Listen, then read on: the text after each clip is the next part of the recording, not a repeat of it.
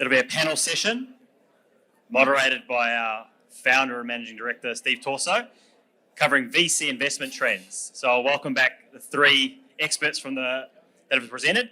Stephen Zhu, founding partner, IMP Capital; Paul Saunders, investment partner, Real VC; and Elaine Stead, Chief Investment Officer, Tribe Global Ventures. Welcome. Just great. Can I ask everyone just to come in for this session, because I just want to say that in designing this session, we want to make it relevant for both investors and founders. So can also all the exhibiting companies also come in as well? And then I promise we'll make sure we finish and go straight into the drinks and networking. I absolutely promise that as a key part.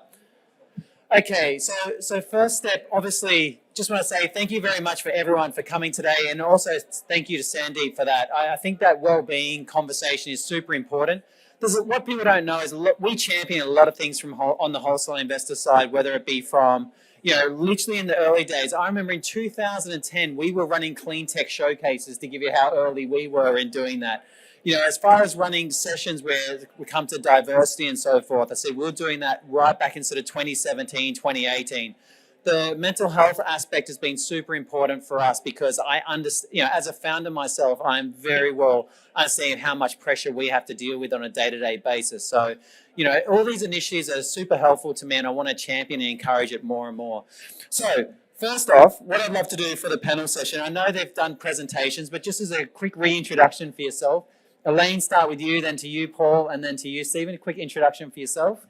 Hi, everyone. I'm Elaine Stead. I'm the Chief Investment Officer for Tribe Global Ventures. Perfect. Paul? Hi. Hello. Yep. That work? Yep. I'm Paul Saunders, investment partner at Real VC. We specialize in seed venture capital investing. Hey everyone, it's Steven here. I'm a co-founder of IMP Capital, a VC investment firm focused on technology-centric opportunities. All right, Stephen, I'm going to start with you. As an investor that looks at Canada, Asia Pac, and also Australia, it must be interesting for you to see the different investment trends or thematics that are coming from those different areas, and also your conversations with different investors. Just for the audience, what would you state has been some of the more obvious trends that you've observed over the last sort of 12 months, as far as what is interesting from a sector thematic? Yeah, I think I mentioned that in my last presentation. We see it's a lot more resilience in the U.S. market. So I think from the valuation point, also from the deals as well. I think if quite encourage Australia companies or other companies going to U.S. to pitch the investor there. There are more capital and I think market as well, and basically talk to all my portfolio companies outside the U.S. to go there as well.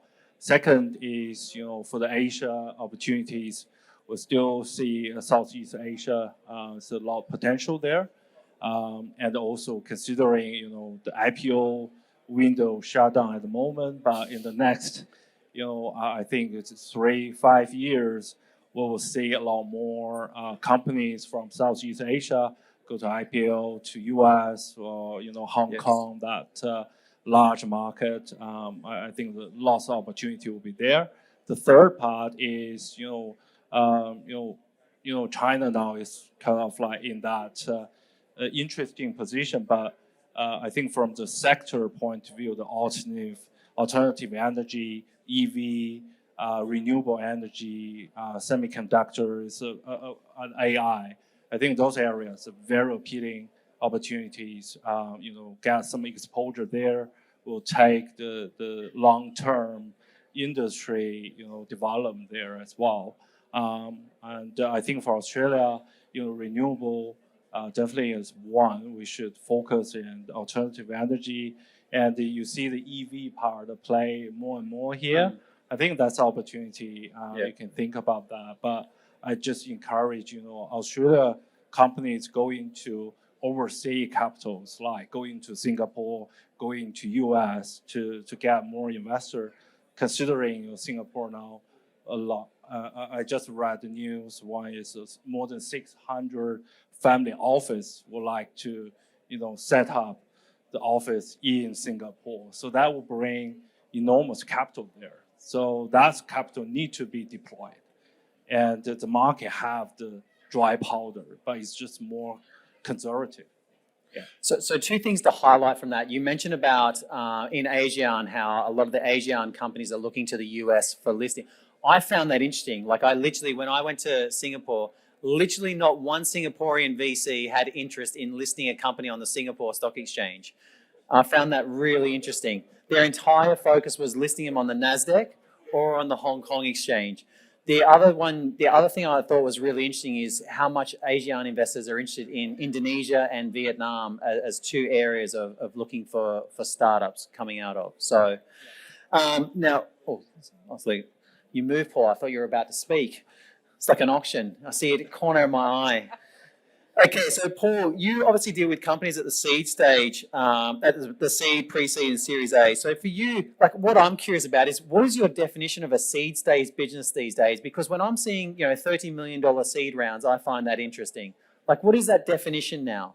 I find a 30 million seed round quite scary, I have to say. Our seed rounds typically in Australia, because you're a smaller market, you tend to have just generally smaller corporations. So when we're looking at seed, I would say your average seed round is somewhere between, and there's a merge between pre-seed and seed and A, depending on what the cap structure looks like. Probably somewhere between 500, 750 and up to 3 to 4, something like that in terms of size of round, I would say is the average pre-seed round. And I would guess Are they generating revenue? Do they have a board build? It depends. We're investing in one which is a seed round, which is pre-revenue. Yep. But I would say if I had to put a finger on average ARR, probably between 500 to $1 million, something like that. So part of what you're doing in that seed journey is taking a read on the team and the product. Typically haven't got product market fit yet, and going, okay, how big is this idea? How good is the product or the people backing that product? And what can we do to help validate that out? And typically in a tough funding environment, a lot of the advice, I'm sure Elaine would say the same, is you've got to get your founders to understand what the next step in the journey is. What do you need to prove out to ensure that you can keep that runway going? So it's a sort of step journey that one takes it on, but it tends to be that sort of level, I think.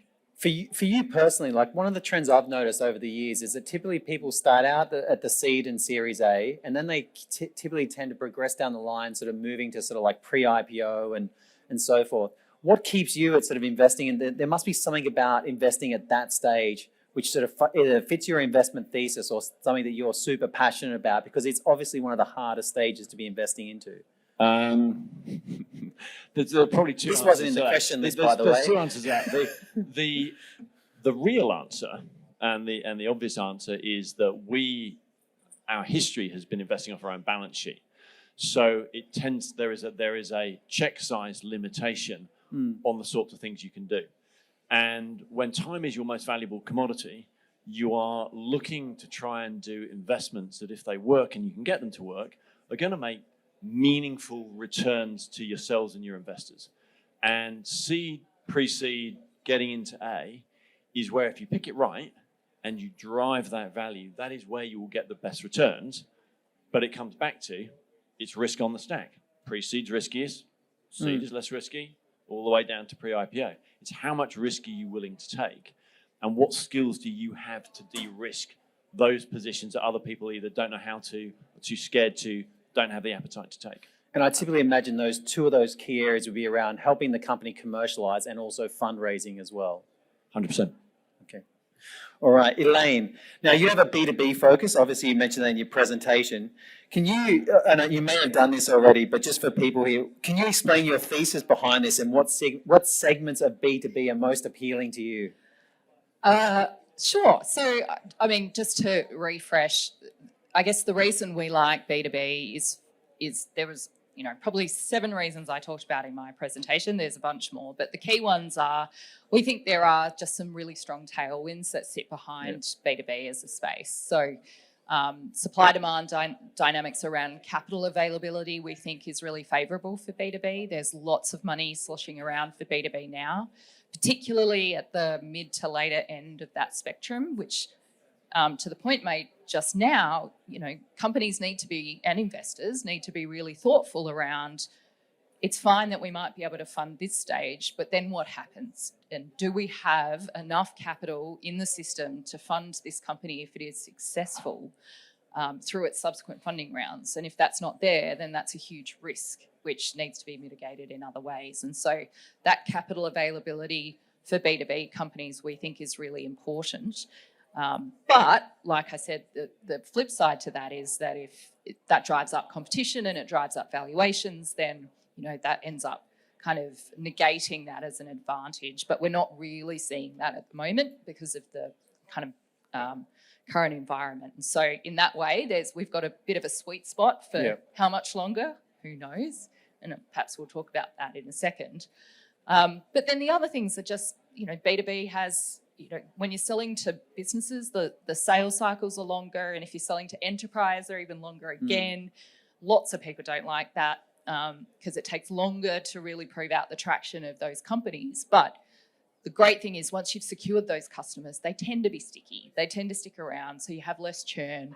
And churn is just a disaster from a capital efficiency perspective because you're paying constantly in time and money to replenish those customers. And so that's not a good thing. We see that a lot in B2C businesses, but less so in B2C businesses, but less so in B2B.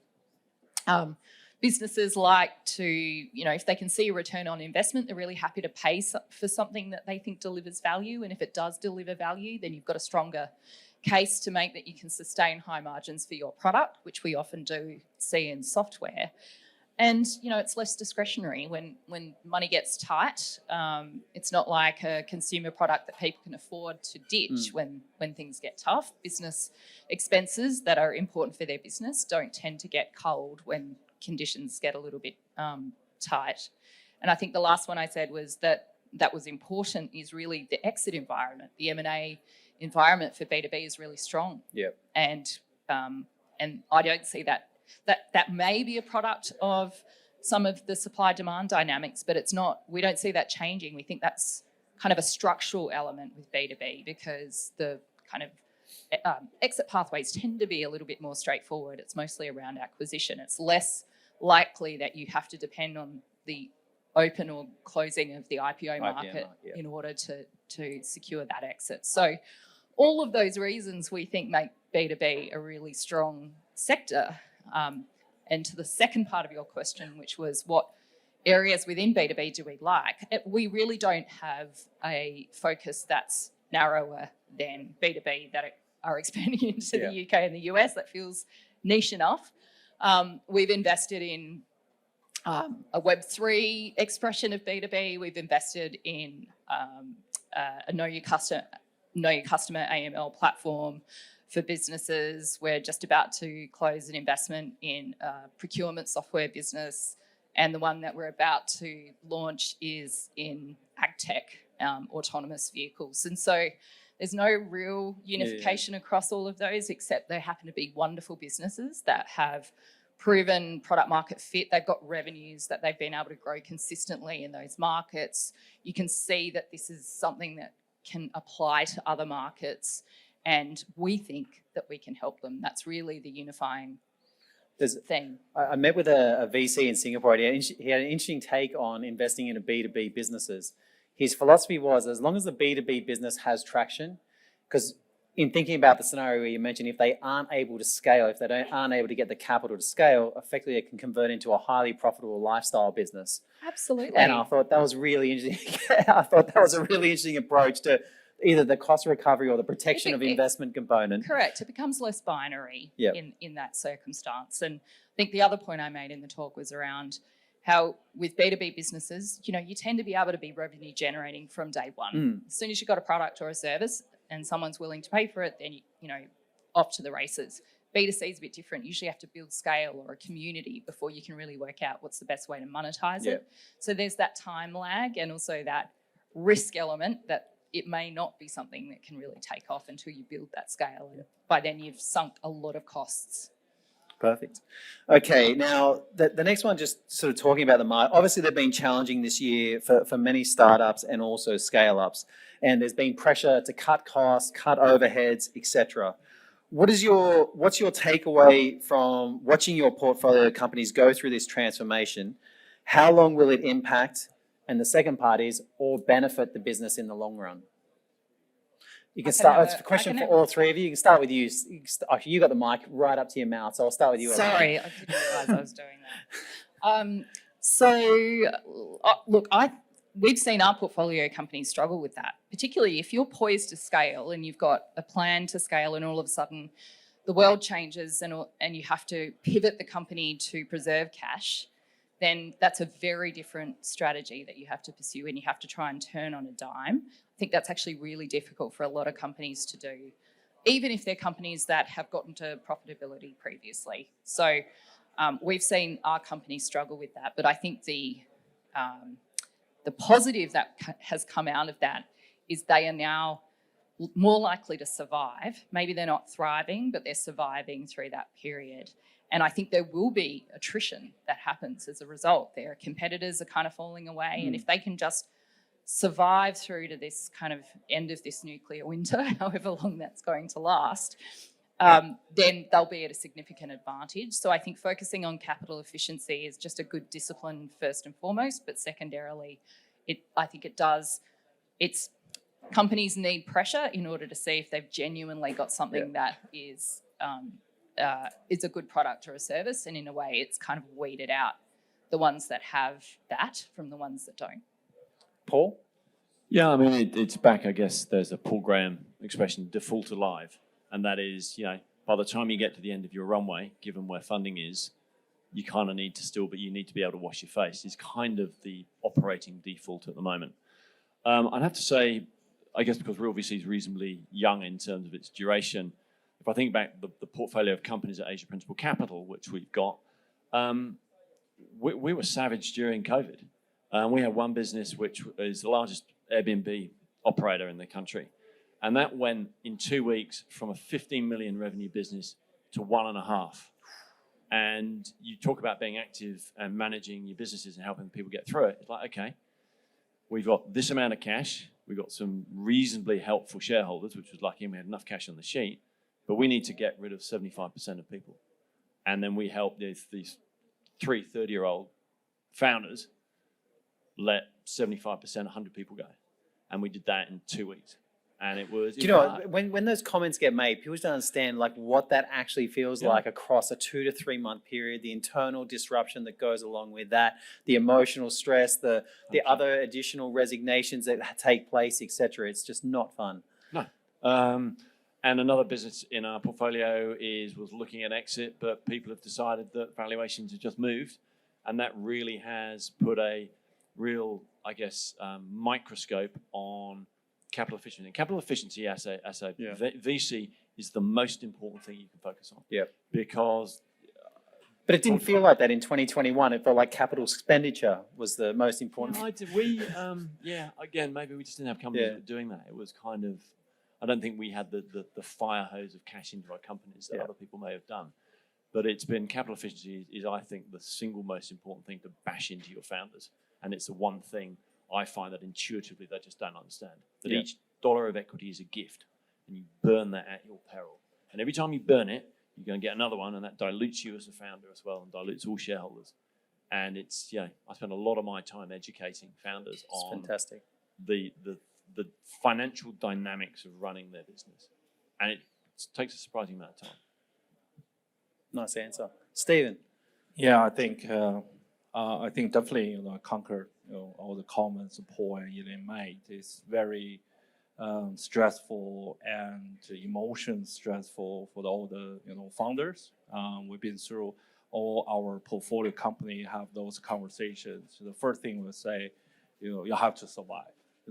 It doesn't matter how great business you are, what's your quality. You have to survive. before you prove, your products, or you have a much larger market to address. I think in the last maybe 3-4 years, as a lot of startups enjoy the raised capital pool, which they think, oh, the raised capital is like that, right? I can talk to 10 VCs or 100 VCs can get all this oversubscribed, especially in the US and Canada, that area, and also in China. So, but now the situation is different. You need to really pivot your mindset. And it's not you burn money to get market share. You need to explore your efficiency. You really look at what inside operation. Really look at what's your key drivers, what's your key milestone for you to prove to the investor, existing investor or new investor, you can raise the capital. I think that's quite a tough paver for all the founders. I think that's why when we look at early stage company, the team, the founders are quite key for us to make a decision whether we invest or not. Is whether they can really see what they happen or not happen. We always ask questions, say, how much you need to raise? What's the minimum you raise? If you can't raise capital, what's your solution? Everyone give you a very good answer, but now it's for them to actually deliver. What's the answer? We all have an interview, the words they put there, and then we have the conversation and say, this is what you said, and prove it. So, but we definitely provide support, to kind of do our part. Yeah. But we are not operators.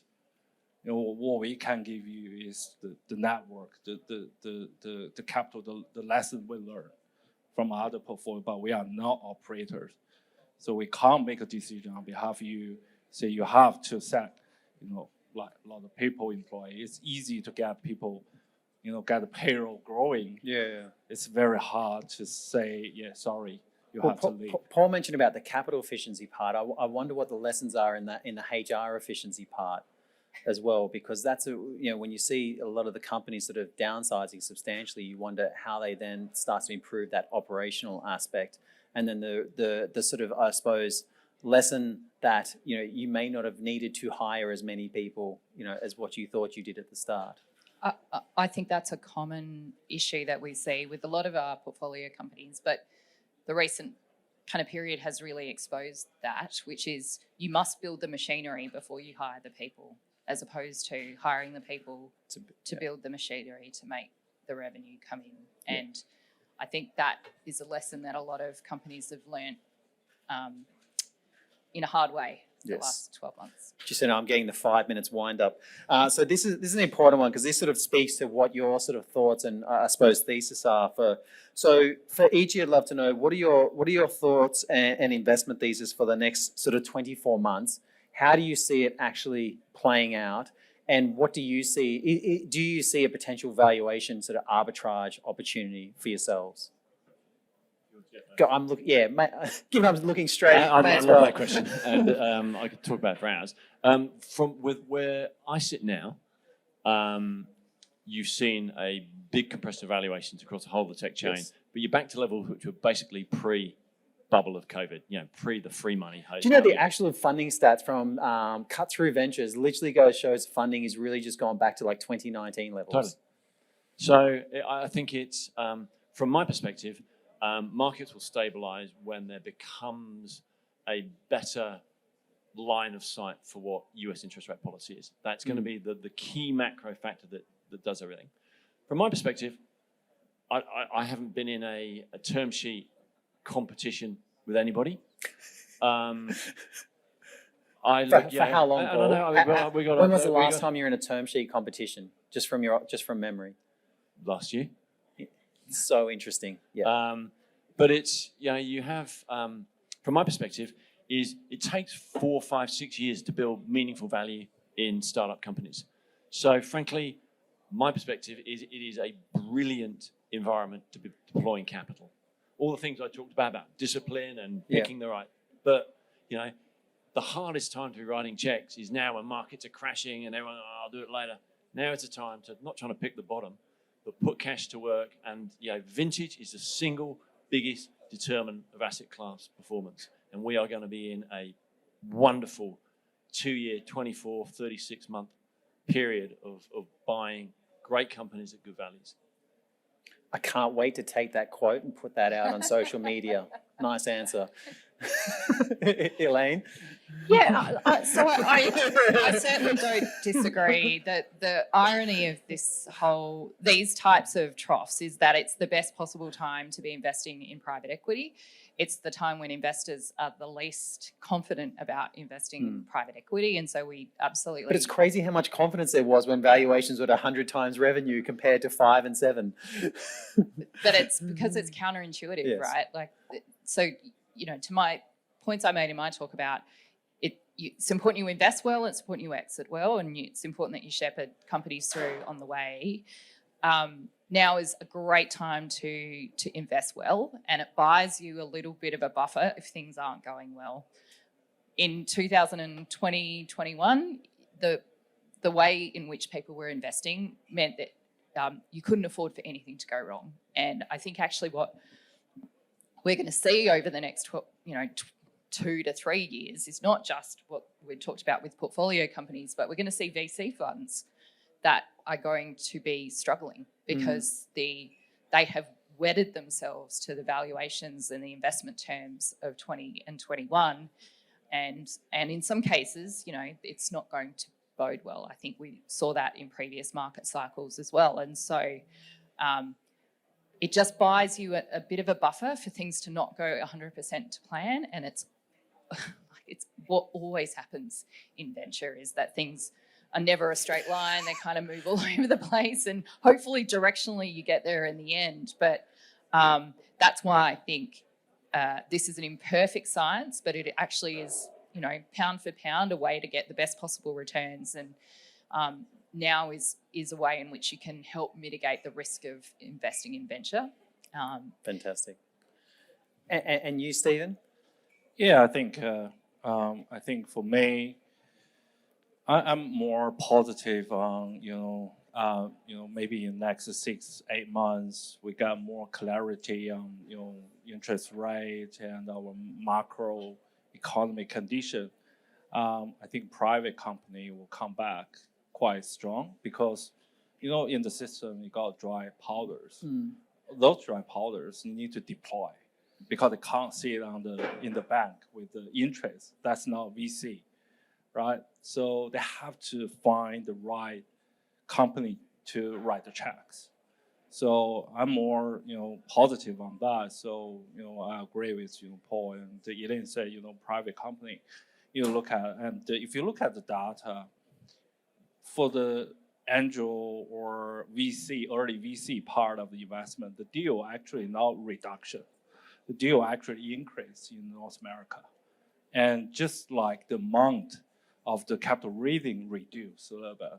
So that means a lot of capital, picking right, market and to look at the stage, not look for late stage or secondary, but more on the primary market, early stage to deploy the seed, waiting for, the market settle down and then they'll eventually come back. So that's, my view on that. As we talked about earlier, who's going to be the leader to basically set that trend? Because it always feels like there's like in the GFC, I remember the trigger point was when Buffett went into Goldman Sachs. I felt like that was a key trigger point to seeing everything open back up again. I just wonder what that key trigger point, because there's obviously still deals being done, but I really wonder what that key trigger point is going forward. Now, that CISA still standing there looking at me. That means we're done. So just want to say thank you very much for the panel. I could have done this for another half an hour to an hour. I really appreciate your time. Appreciate you taking the time to do presentations as well for today. Thank you so much. And thank you guys all for joining. And thank you. And just lastly, I want to say a big thank you to all of the companies that exhibited today. One of the big things I love about this space is every single founder here works 24/7 to build their businesses. The ups and downs, the roller coaster journey, and we do it in one spirit. what I love is the spirit of innovation, because fundamentally every single person in this room is an optimist. If you're not an optimist, it's highly unlikely you're in this room, right? And this day is a bubble of that optimism until we